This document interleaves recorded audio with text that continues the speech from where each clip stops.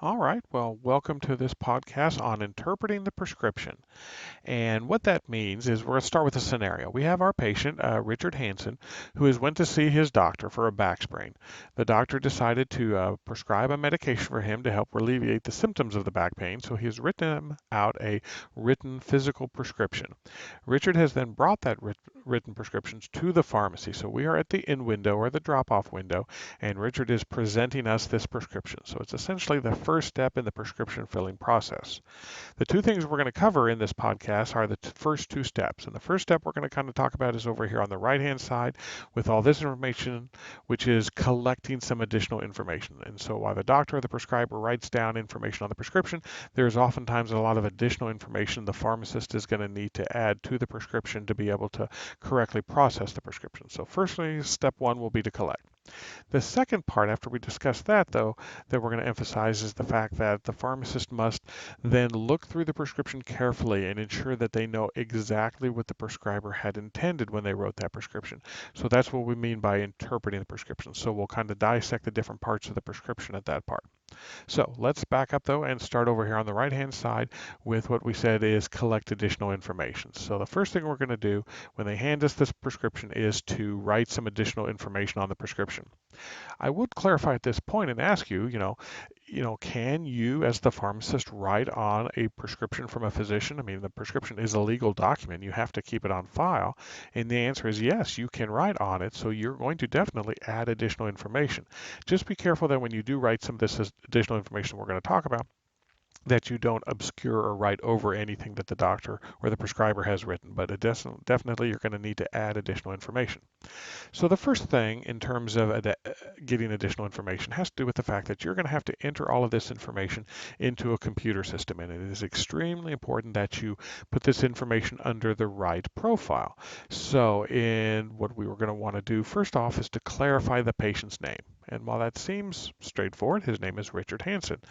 Understand that prescribers will write the names of their patients by however they know them. So oftentimes, though, there can be a fair amount of confusion as it relates to common or informal names versus a patient's more formal, or maybe think of it as their legal name.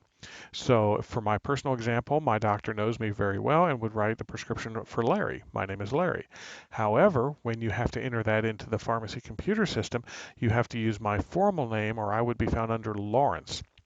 And the reason most pharmacies have to use this sort of legal or formal name is we have to match oftentimes third-party insurance, which uses those more formal names.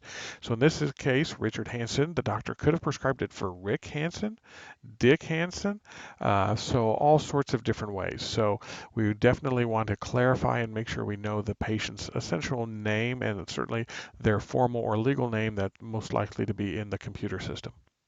Now, going beyond name, there's a fair amount of additional information we're going to want to do.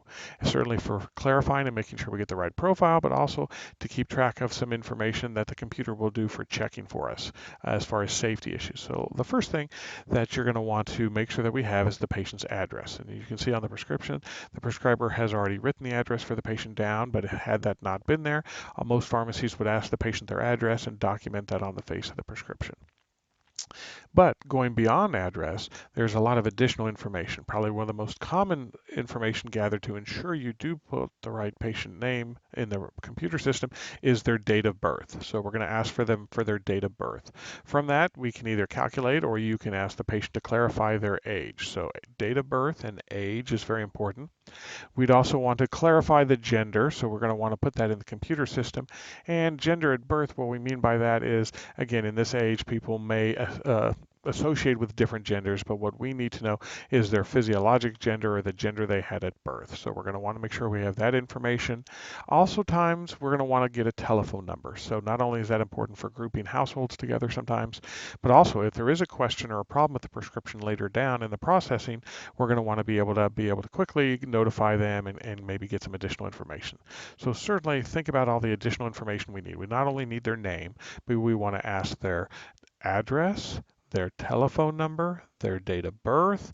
We're going to want to clarify their age and their gender. So all of that information is gathered at the time of filling so that we can make sure that we get all of that information correctly inputted into our computer system.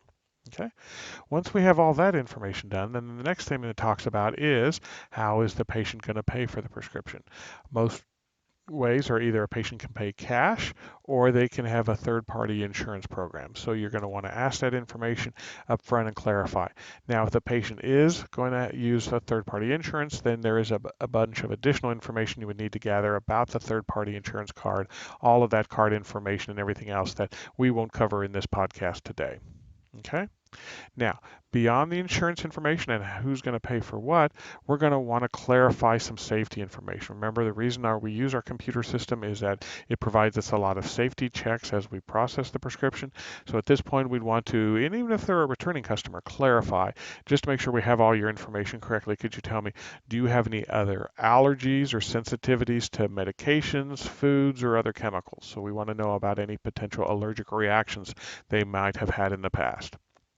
Also, this is a good time to clarify any chronic illnesses or medical conditions that they have that might impact some of the medications that they take.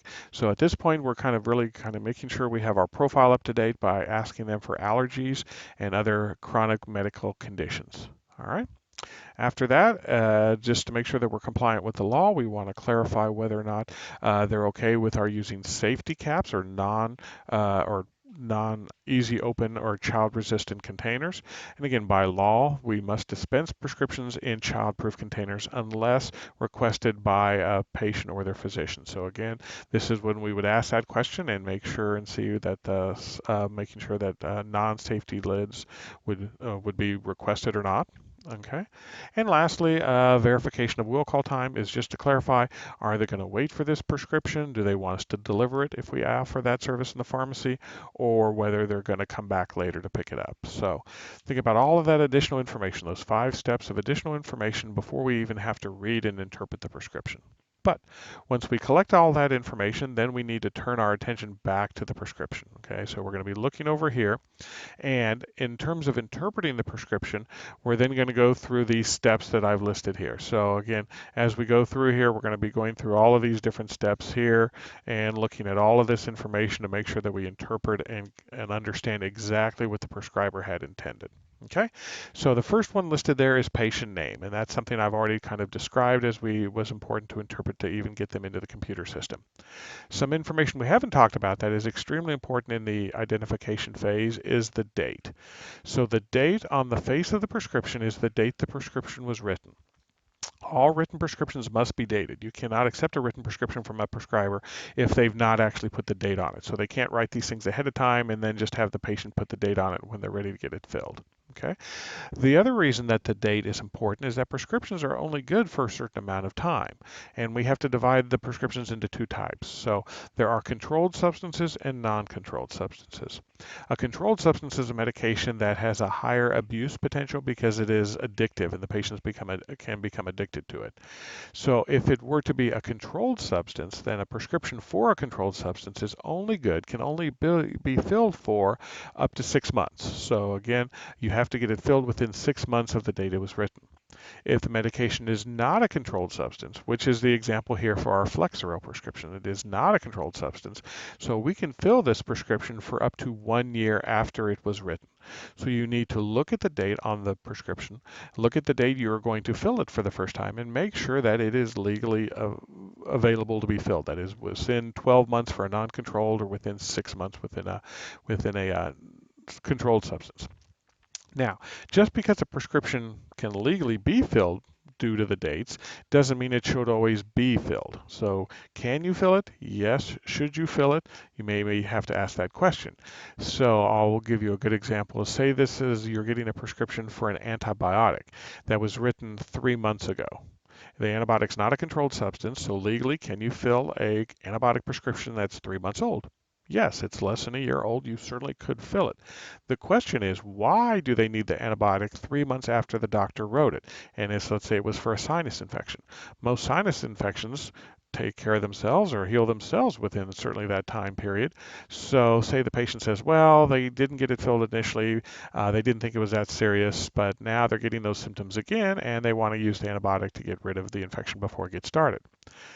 That sounds reasonable, but unfortunately that doesn't allow you to fill that prescription because this prescription was written by that prescriber at 3 months ago for the previous sinus infection. So just because you still have that prescription and it's in date doesn't mean it should be filled. So in that case, you would say, well, I would still need to contact your prescriber to see if they're willing to have this prescription filled for that reason.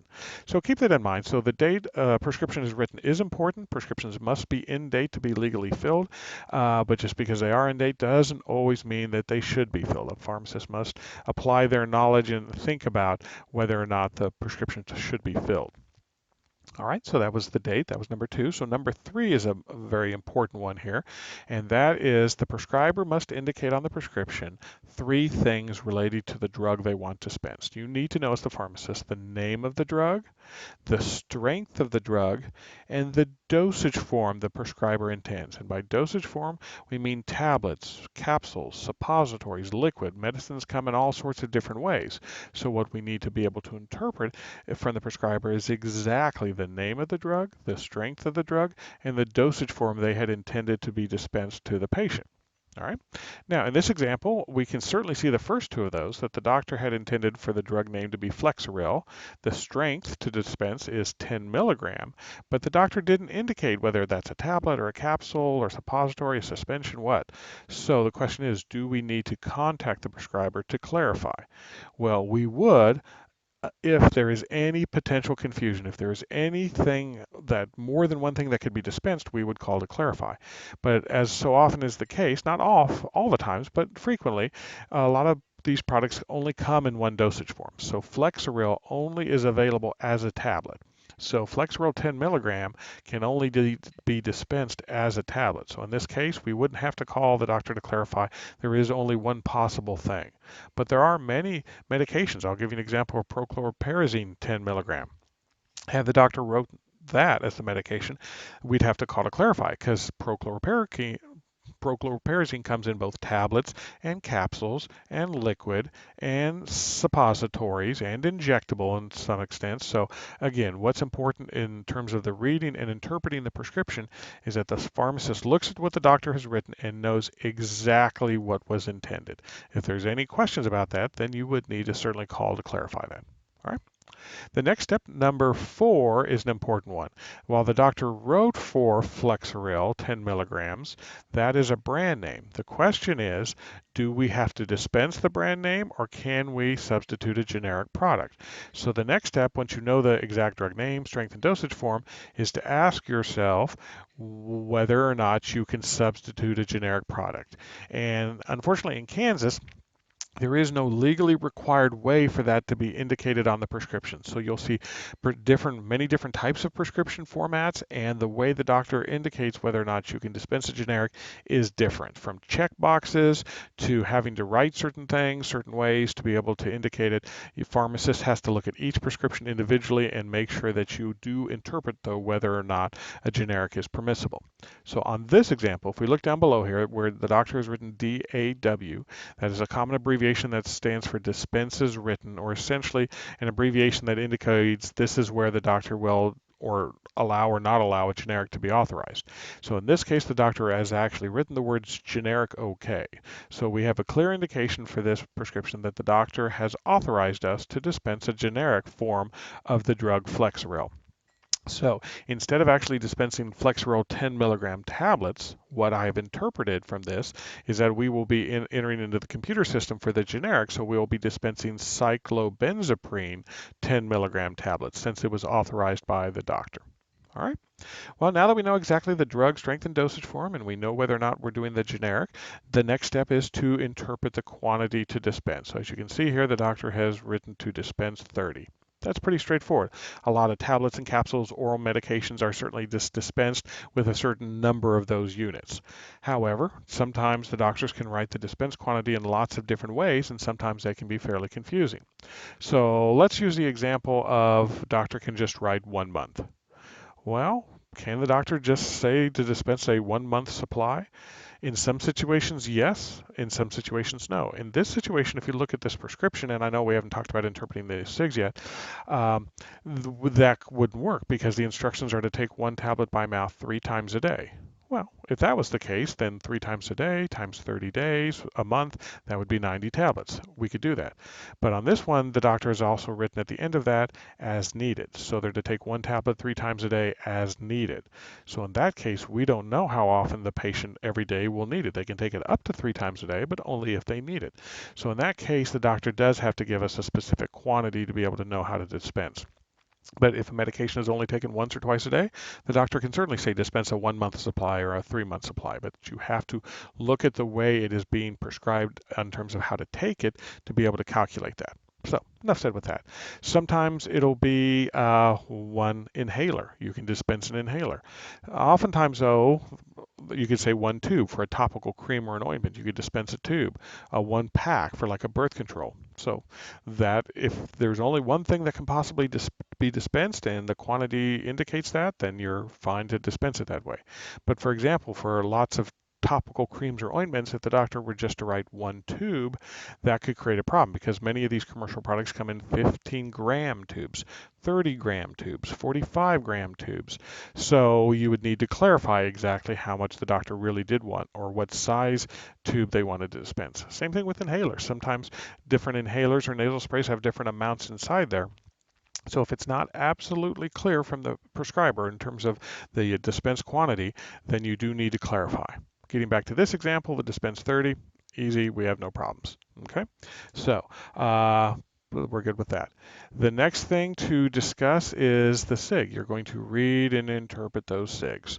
So actually, I'm going to cover that in a separate podcast because, again, it's very important that the pharmacist be able to read and interpret Latin abbreviations that are commonly used from prescribers to indicate how a patient should take that medication. So even the term SIG, I'll refer to that a lot, SIG, as you can see here, that's a Latin abbreviation for instructions for the patient. So we'll come back and discuss that in a separate podcast, but certainly at this point, understand what a pharmacist would be doing is reading and interpreting that instructions. And as I've alluded to, that's very important, and it often goes along with the dispense quantity because to really understand how many the prescriber is wanting to dispense should make sense with the way the patient is going to actually consume that medication.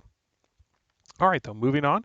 The next one down listed is refill. So kind of right here on this prescription, we have an indication on whether or not a patient is permitted to get not only this prescription amount filled, but a refill, meaning next month or next week or however much time they need to be able to get more of this medication. Okay, that's what a refill stands for. Understand, like I said about generic substitution, prescriptions in Kansas indicate refills in lots of different ways. This one has a blank for the doctor to write in any sort of numeric quantity. Sometimes they have numbers pre-printed that the doctor just circles or initials or somehow indicates how many refills, if any, are allowed.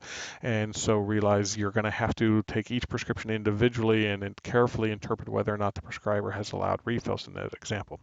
So in this one, the doctor has written for 0 refills. So that's pretty straightforward. The doctor could have written 3, any number. Couple of caveats for that. If the prescriber doesn't indicate anything, so say they left the refill blank, they didn't make any notation about whether or not refills were authorized, do you have to call the doctor to clarify? And the answer would be no. If there is no indication of refills, then you assume 0. The only way that you would actually permit a refill is if it was very clear that the prescriber had indicated the patient should be receiving a certain number of refills. Other things to keep in mind are there are limits to how many refills somebody can get sometimes. Remember how we said for a non-controlled substance, a prescription is only good for a year. So a prescriber cannot write a prescription with a number of refills and a quantity that would permit for more than a 12-month supply of medication. So just realize for non-controlleds, you can refill them any number of times and up to a year, but certainly can't allow for more than a year supply of medication on any one prescription. Then getting to controlled substances, it gets a little bit more confusing as well. But again, remember, as I said, a controlled substance is a medication that is potentially addicting and has been subject to abuse in the past. So some controlled substances that are classified the highest risk, which we call Schedule II medications, those are not even allowed to have any refills. So you cannot, even if the doctor indicates to add 2 or 1 refill for a medication, if it's a controlled class Schedule II medication, you can't authorize any refills. If it's a Schedule 3 or 4 medication, which is still potentially addictive, but certainly not as worrisome as a Schedule 2 medication, then a prescriber can add up to 5 refills. So for Schedules 3 and 4, those medications can have refills, but only numerically 5 sets of refills. And again, those refills have to be used up within the 6-month time period that prescription is allowed. Okay? So a lot to kind of read and interpret with even the refills. Okay, the next one listed on here is the doctor's name. So you're going to want to look on here and make sure you know the doctor who prescribed it. The reason this can be difficult sometimes is when they sign it, it may not be very legible. So it's important that you do put the right prescriber's name on the prescription. So in that case, you're going to want to look at the tops. Oftentimes, doctors' prescriptions will have pre-printed information on the very top that has their name on it. Make sure that you have it. If it's a group practice, that can still be very confusing based off of the signature, but oftentimes they'll have the names of the doctors in the group practice. They'll either check mark their name, or if there's no indication, ask the patient in front of you, just to be sure on this. Now, which doctor did you see, or did you in fact see Dr. George Platts? And have the patient help you to make sure, though, that you do know. And it is extremely important that you do get the right prescriber's name on the prescription when you go to enter it. But believe it or not, that can be more difficult than you think sometimes. All right. The last thing that I wanted to talk about was about, again, some additional information that has to be recorded on the prescription if it is for a controlled substance. Now, as I said, Flexeril is not a controlled substance. But had he written, or the doctor written, a prescription for a controlled substance like hydrocodone or oxycodone, Percocet, Vicodins, medications like that, then we need to make sure we have some additional written information on the face of the prescription. And that's number 9, where it says controlled substance documentation. So the two things I'd want to highlight for a controlled substance is you, in that case, have to make sure you have the patient's address written on the prescription. Now, that's something you will probably be writing on all prescriptions, so it's not anything new in that sense, but realize for a controlled substance prescription, you have to, so it's not optional. You need to make sure that that patient address is on there.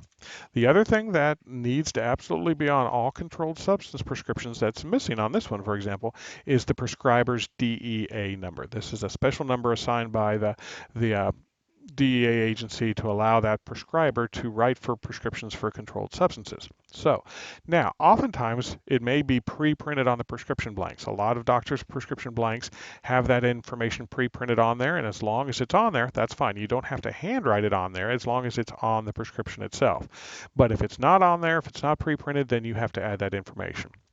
Now, oftentimes you're filling prescriptions for prescribers you have on file. So if you have that DEA number on file and can look it up and put it on the prescription, write it on there, that's just fine. If you don't know that, doctor, if you don't have that information on file, then in this case you would have to contact the doctor. You would never process or fill a prescription for a controlled substance for a prescriber whom you do not have their DEA number for. So that is, again, very important required information. All right. So to summarize all of this information, a patient, Richard Hansen, brought us a prescription. The first step we did on the right-hand side of this sheet here is gather additional information. Make sure we get the right information so that we can put it under the right patient name in our computer profile. After we gathered and collected that information, we took some time to interpret. We looked at the patient name.